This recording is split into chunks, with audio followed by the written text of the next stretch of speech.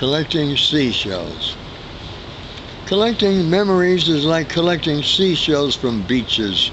collecting pretty rocks beside trails where you've climbed,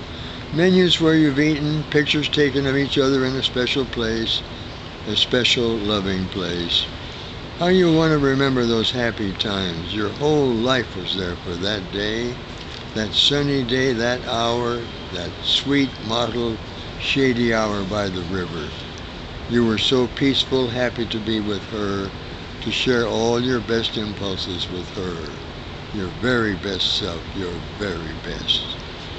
You were so fulfilled that day on the streets of that village with him.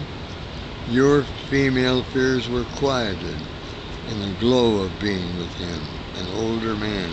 his arm around you, a picture taken of the two of you smiling by a stranger who smiled happily and returned the camera, who showed he felt the glow of our love for each other, shared with him for that moment,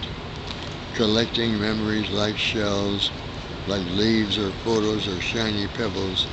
are to be honored, treasured, but not to be cried over, to learn to encompass as time moves on and different moments become the present moment, to be glad you knew each other, made love with each other, and though slowly and silently you said goodbye to each other, you both still are there, valued by each other, loved by each other from that bit of distance that speaks the truth and lets our lives go on in tender thoughts held for each other, for both ourselves, as permanent in us as the cells that make up ourselves, the cells that make up ourselves, our bones, our spleen, our glands, our lips, that change through time when years have passed.